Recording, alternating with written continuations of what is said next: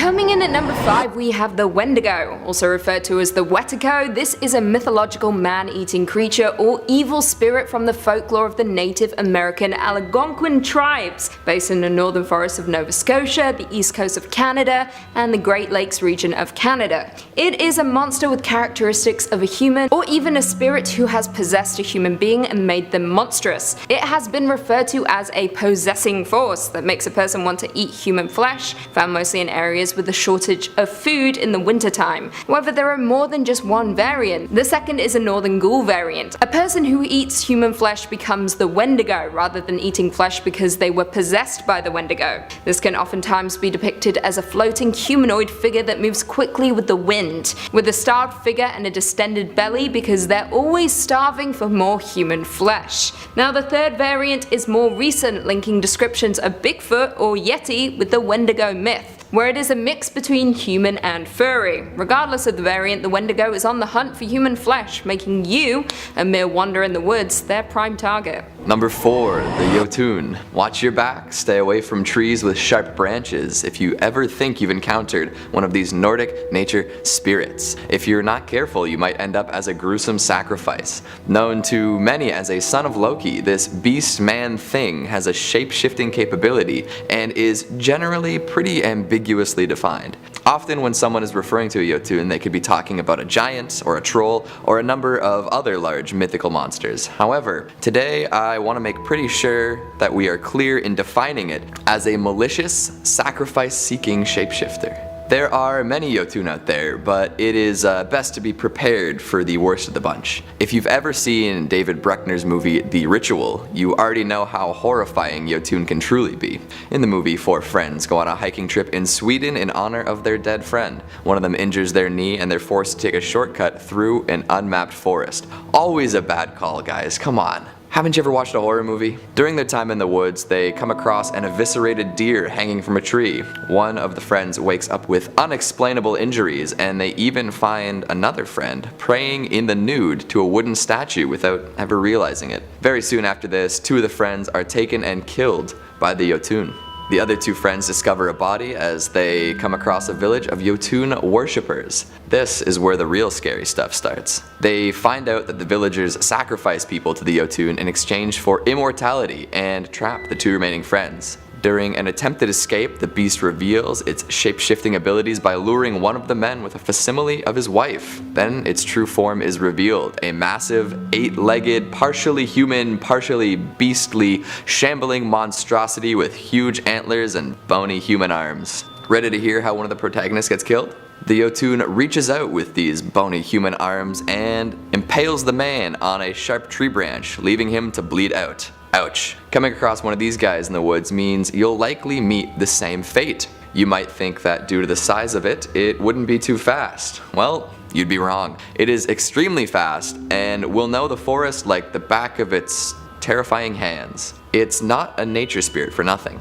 As a son of Loki, it is an excellent trickster as well, and will take the form of whatever it needs to hunt its prey. Loki seriously got around, huh? Fathering murderous forest beasts. Jeez. The impaling upon tree branches has a bit of a Norse background as well. If you've ever studied Norse mythology, you'll know that Odin hung himself from the world tree, Yggdrasil, and was impaled upon the spear in order to learn the secrets of rune magic. It's possible that the Jotun is impaling creatures and humans alike on trees as sacrifices to Odin himself. That's hardcore, but you wouldn't want to be on the receiving end. I also mentioned it having 8 legs earlier, which may remind you of another creature in Norse mythology, Sleipnir, Odin's 8-legged horse. It's all coming together. However, unless you're a Norse god yourself, I would recommend staying away from this one, and unless you like getting impaled on trees, it's your life, I guess. Coming in at number 3, the Dullahan, also known as the original Sleepy Hollow. The Dullahan is a headless rider, usually on a black horse, who carries his head under his arm. Now, although the Dullahan is typically male, there have been some female versions throughout folklore. The mouth is usually in a hideous grin that reaches both sides of the head. Think the Joker and you're on the right track. Not only that, but his eyes are constantly moving about and can see across the countryside, even during the darkest of nights. It has been said by those those who have reported sightings that the flesh of the head is the color and consistency of moldy cheese, which as a dairy intolerant person is revolting to me, just saying. The Dullahan uses the spine of a human corpse for a whip, and its wagon is adorned with funeral objects, e.g. candles and skulls to light the way. The spokes of the wheels are made from the thigh bones, the wagon's covering made from the worm-chewed pal or dried human skin. Now here's where things get spooky, especially for anyone tracking through the dark woods. When the Dullahan stops riding, that is when a person is due to die. The Dullahan will then call out the person's name, at which point that person will immediately perish. Now even more terrifying still, there is no way to bar the path against a Dullahan. All locks and gates open to them when they approach. They also do not appreciate being watched while on their errands, throwing a basin of blood on those who dare to do so. You have been warned. At number 2, we have Skinwalkers. In Navajo lore, Skinwalkers are known as he who walks on all fours, powerful medicine men and witches who have acquired various supernatural powers through terrible means. Shapeshifting is one of their most well-known attributes, most commonly taking the forms of coyotes, crows, bears, wolves, cougars, and owls. They also have a tendency to appear as unspeakable chimeras with hideous amalgamations of both human and animal features. Skinwalkers begin as humans who place terrible curses upon themselves through rituals of pure evil. They're required to commit terrible atrocities, grotesqueries, and grave taboos. This can often require the killing of a family member or a loved one. When all is said and done, they're infused with the insidious curse and the awful powers that come with it. Once a skinwalker, they are often banished from their tribes for submitting to evil and left to walk the badlands and forests forever. As they traverse the wastes, they are often seen as animalistic, even in their human forms. Also, they will often travel naked. If they weren't scary enough already, there's a chance you'll come across a nude, ungodly abomination in the woods. Yikes. These monsters are extremely strong and agile in addition to their magical powers. They can use their abilities to mesmerize, instill fear, sow confusion, and even take control of another's body for a short period of time. On top of this, they're extremely difficult to kill. Unless you know their original name or have a very specific ash to coat your knife, good luck getting rid of a skinwalker. There are countless stories of skinwalkers being terrifying in forests all across North America. One story details the time a duo in Arizona came across a gigantic coyote sitting perfectly still in the middle of the road. It didn't even flinch when they drove by it and started chasing the car afterwards. It was right on the car's tail, even at 50 miles per hour. This obviously freaked the passengers out, but what happened next was absolutely bone-chilling. The coyote ran alongside the car and looked into the window with human-like eyes. Then it smiled at the driver and let out a screech before running off into the night. Yeah, remind me not to take a late night drive in Arizona. Another skinwalker story is even scarier thanks to the long-lasting consequences of the encounter. A man and his friend were on a hiking trip and got separated at some point.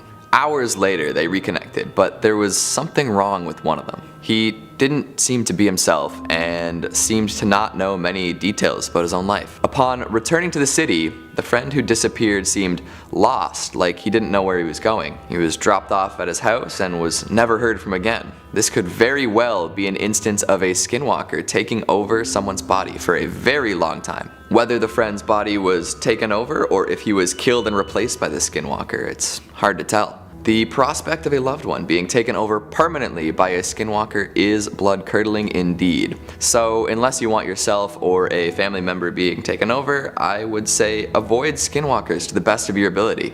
Not that you would be able to tell if you were near one.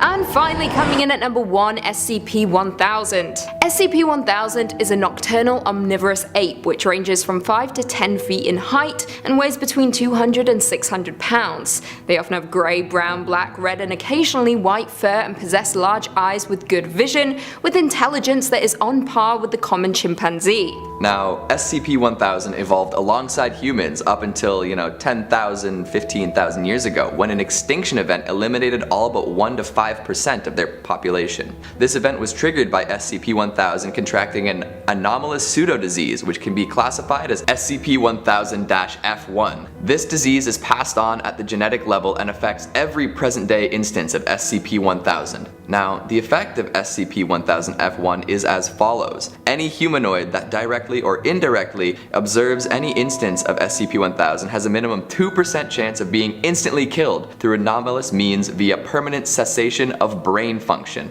Meaning if you cross paths with an instant of SCP-1000 while alone in the woods, you have a high chance of biting the dust. All media reports related to SCP-1000 are to be examined for potential verifiability, and all organizations and individuals investigating SCP-1000's existence are to be kept under surveillance by Mobile Task Force Zeta-1000 and discredited or administered amnestics. Coming at number 5, we've got the Skunk Ape. We've got 2 more words for you.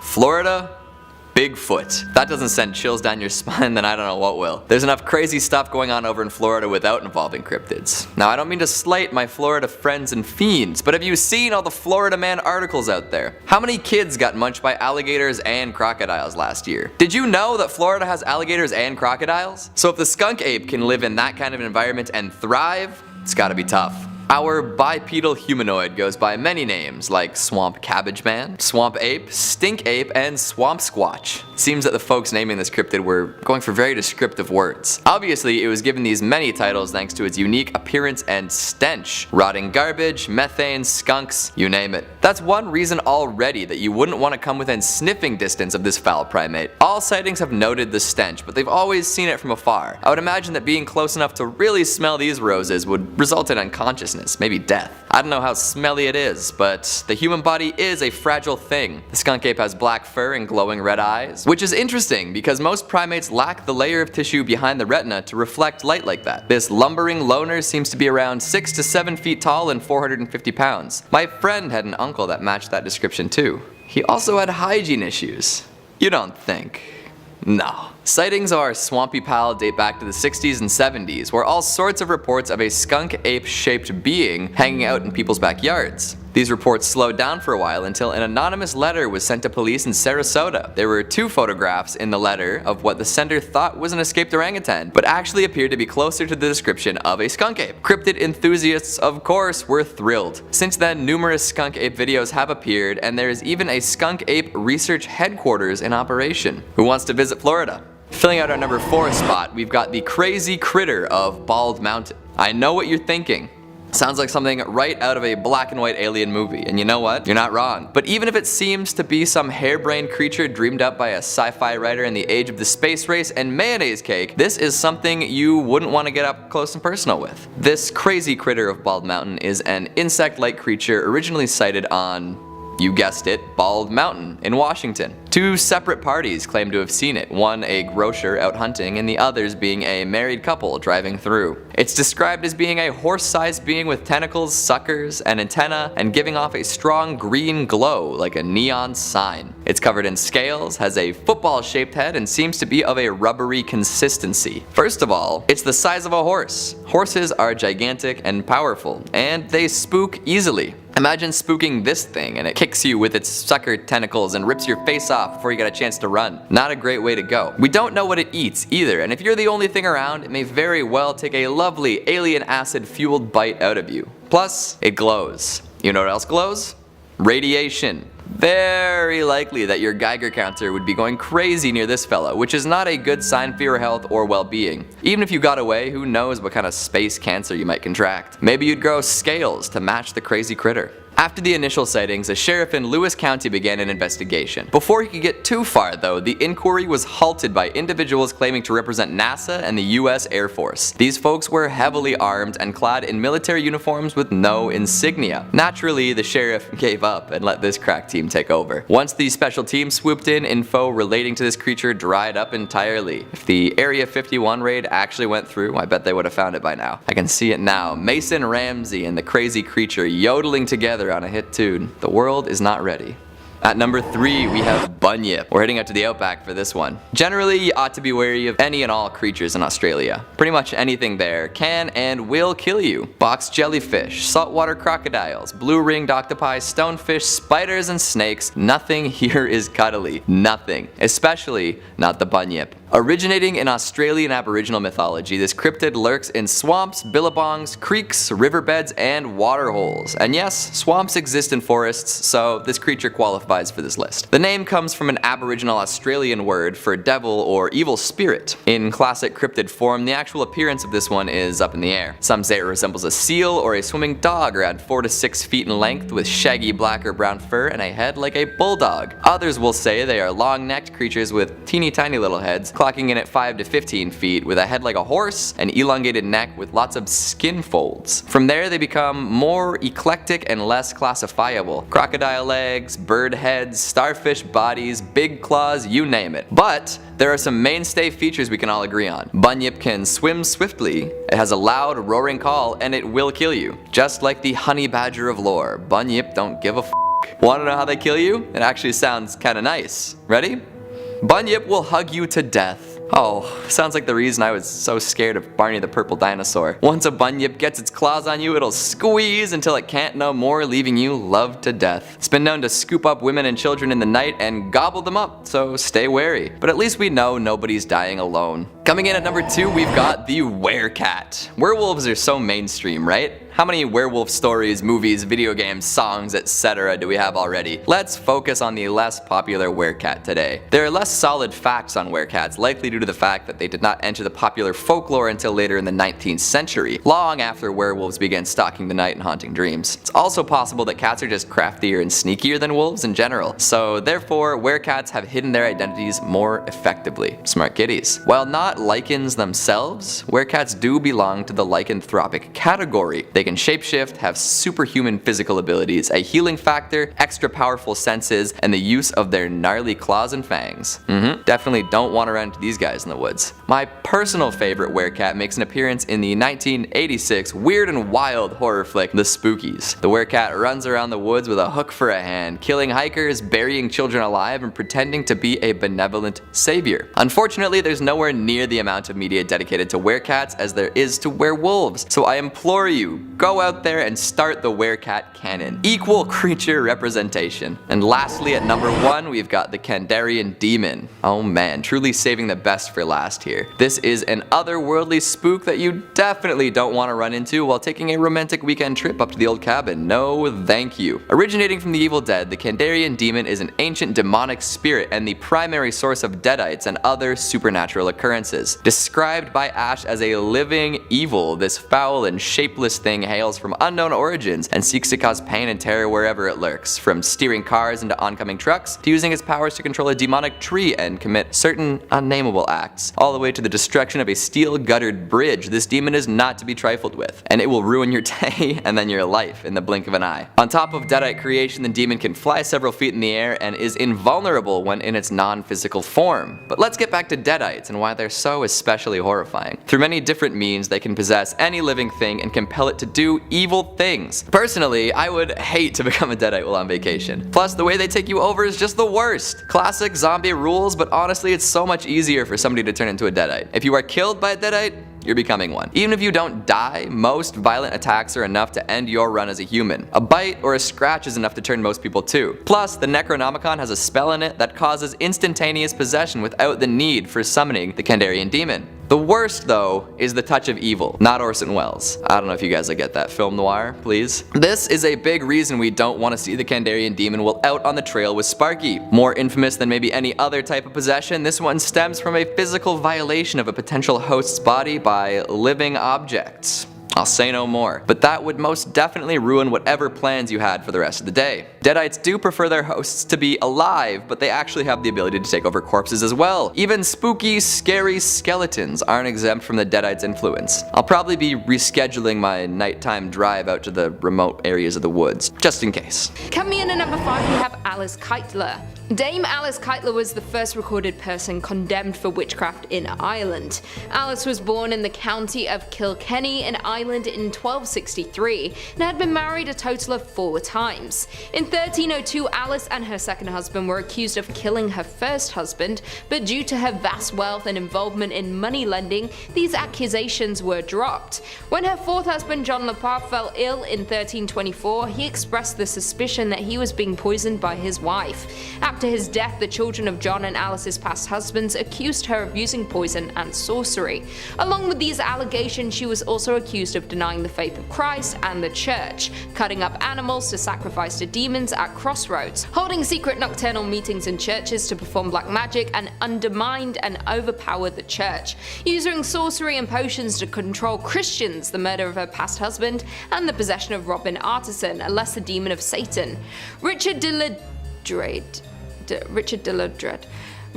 Dread, the Bishop of Ossory, sought to uphold the laws of the church and morality, so when the case of Alice Kyteler came across him, he began an even larger project of addressing witchcraft. Richard made many attempts to have Alice arrested due to the many allegations against her and her use of witchcraft and black magic, but because of having powerful friends in the delay of the trial, Alice was able to flee, and it's believed that she fled to England but could never be found and arrested. Some of the people who were said to be working with Alice were captured and stood trial. One of them being one of her servants, Petronilla de Met, who confessed to working with Alice in such things like committing heresy, sacrificing to demons, making love and hate potions to corrupt the church, engaging in affair with a demon and murdering her past husband. Alice was dark and manipulated many people around her to follow her and participate in witchcraft, and to this day it's not confirmed where she fled, but when she did, she was never seen again. In at number 4 we have Agnes Sampson. Agnes Sampson was a Scottish healer and a witch. She was involved in the North Berwick witch trials in the later part of the 16th century. Agnes lived in East Lothian, Scotland, and was considered to have healing powers and worked as a midwife. In the summer of 1590, King James VI was on a voyage from Denmark to Copenhagen after marrying Anne of Denmark, and on their way home a storm arose, and this made James believe the storm wasn't a coincidence. He believed that many people had unusual abilities and was greatly perplexed at the idea of witchcraft and black magic. So he began a witch hunt in Denmark, which was where the Copenhagen witch trials were started by the Danish admiral Peter Munk by King James's request. By the autumn of 1590, Scotland was aflame with witch hunts, and many of those sent to trial were questioned by the king himself. Agnes was accused of being a witch by Gillis Duncan and was arrested along with others, and she was questioned heavily about her role in the storm raising. Agnes eventually confessed and her body was shaved to reveal a witch's mark. Agnes Sampson had made a charm that she was able to raise a storm and change the winds. She confessed to causing a storm that drowned Jane Kennedy in September of 1589, when ferry boats collided during a sudden storm started by Agnes. The same charm raised the storm and weather effects that threatened the king on his return voyage from Denmark in 1590. King James actually was the one to interview Agnes and was very convinced of her guilt. She was convicted of witchcraft and was sent to be executed. She had been taken to a scaffold on Castle Hill where she was strangled and then burnt at the stake in January of 1591. It is believed and seen by many locals that the naked ghost of a bold Agnes is said to roam in the palace of Holyrood House, haunting the people there. Coming in at number 3 we have Margaret Bien. Margaret Bien was a German woman convicted of witchcraft and perhaps the most famous of the victims in the Fulda witch trials in 1603 to 1605. Margaret was born in the city of Fulda, and she'd been married a total of 3 times and was the heiress of her first 2 husbands. In 1588 she had married her final husband Blasius Bien and moved to the city, but eventually returned after an apparent conflict with her husband's employer. At the time, Prince Abbot Balthasar von Dernbach, who had returned to power in 1602 after a long exile, ordered an immediate investigation of witchcraft in the city, after multiple reports and sightings. While in power, there were over 200 people who were executed for witchcraft in witch trials that lasted until his death in 1605. In March of 1603, the investigations resulted in the first wave of arrests in the city. On June 19th, Margaret was arrested and put into jail after signs of being involved with the devil and having supernatural abilities. Her current husband pointed out she was pregnant, but still that did not matter. It was actually believed that her current pregnancy was the result of intercourse with the devil himself. While in jail, she confessed to the murder of her second husband and her children with him, and one of the member of her husband's employers, and that she had taken part in the Sabbath of Satan. Bien was convicted of witchcraft soon after her confession and was burnt alive at the stake in Fulda in late 1603, and to this day she is still known as being one of the most dominant witches in Germany. In at number 2 we have Malin Matsdotter. Malin Matsdotter was a Swedish witch from 1613 to 1676. She is known as one of the few people in Sweden confirmed to have been executed by burning for witchcraft. and the only one to be executed by this method during the famous witch hunt known as the Great Noise in Sweden during 1668 to 1676, which had ended with her execution. Since 1668, a national witch hunt raged throughout Sweden ever since the accusation of Marit Jonsdotter, resulting in the establishment of witch commissions around the nation and execution of around 280 people. The accused showed signs of being witches, along with abducting children to the witches' Sabbath of Satan in Blockula. Malin Matsdotter was among the accused, and not much is known about her background, but what we do know is that she had been married a couple of times and had 2 daughters with her first husband Eric Nilsson. She was also known to work as a midwife and was actually hired by a woman named Anna Zippel, who actually accused of witchcraft as well and had been executed for being a witch. It's later found that Anna taught Malin the ways of witchcraft and sorcery. In 1676, Malin was reported for witchcraft by her 19-year-old daughter Maria. Malin was brought to trial for the accusation as her daughter Maria testified against her mother, stating that she had taken her and several other children to Satan in Blockula, and that Satan himself, known to the children as the Mean One, appeared in court with horns standing next to her mother, holding her skirt, and whispered in her ear never to confess. Malin was ordered by the court to fall on her knees and pray, or be able to confess, but she didn't obey. Along with Maria, 10-year-old and 7-year-old both testified to have been abducted by Malin to Blockula to see Satan. A woman named Gertrude also testified against Malin, stating that she had abducted her family to Satan 16 times and even another 14 times while she was in prison. Also, she had seen her family endure fits while being supernaturally beaten by Malin from prison. Malin's firm denial of these crimes was seen as a sign that the devil assisted the witch to withstand interrogations. Finally, in July of 1676, Malin was found guilty and sentenced to be executed. And finally, in at number 1, we have the Salem witches. The most well-known cases of witches in history, and you may have heard of them, are the witches from Salem. The Salem witch trials of 1692 are still widely talked about today. Witchcraft scared a lot of people throughout history. The thought of people possessing supernatural powers was widely talked about, and many people were accused and labeled as witches. The Salem witch trials in particular were a series of hearings and prosecutions of people who were accused of witchcraft in colonial Massachusetts between February 1692 and May 1693. More than 200 people were accused of possessing such abilities. A total of 30 people were found guilty, and 19 of them were executed by hanging. Among the 19 killed were 14 women and 5 men. Also, of the 200 accused, many were sent to jail, and at least 5 of them died there. Arrests were made in numerous other towns beyond Salem, like in Andover and Topsfield. The trials for the so-called capital crime were conducted by the Court of Oyer and Terminer in 1692, and by a Superior Court of Judicature in 1693. Both were held in Salem, where the mass hangings took place. This was the deadliest witch hunt in the history of colonial North America. Only 14 women and 2 men had been executed in Massachusetts and Connecticut during the 17th century who had been accused of witchcraft. Among the accused were Elizabeth Hubbard and also Dorothy Good, who were also accused of witchcraft. In February of 1692, Betty Parris and her cousin Abigail Williams, who were the daughter and niece of a respected Reverend Samuel Parris, started acting strangely, and would have fits described as beyond the power of epileptic fits or natural disease to affect by Minister John Hale. The girls screamed through things around the room, uttered strange sounds, crawled under furniture, and contorted themselves into odd positions according to eyewitness accounts. The girls also complained of being pinched and pricked with pins, but when they went to a doctor, he could find no physical evidence of any ailments on either girl. After the news of these odd behaviors started spreading around Salem, other young girls began experiencing similar behaviors. No one had any idea of where these strange behaviors were coming from, or why the girls were acting in such an odd way. Massachusetts was a very religious town back then, and these girls were acting as if an ungodly being was inside of them. And so they had been accused of witchcraft, and many historians debate on how many of these 200 accused were actual witches, but some definitely were, and they had brought fear to the people of Salem.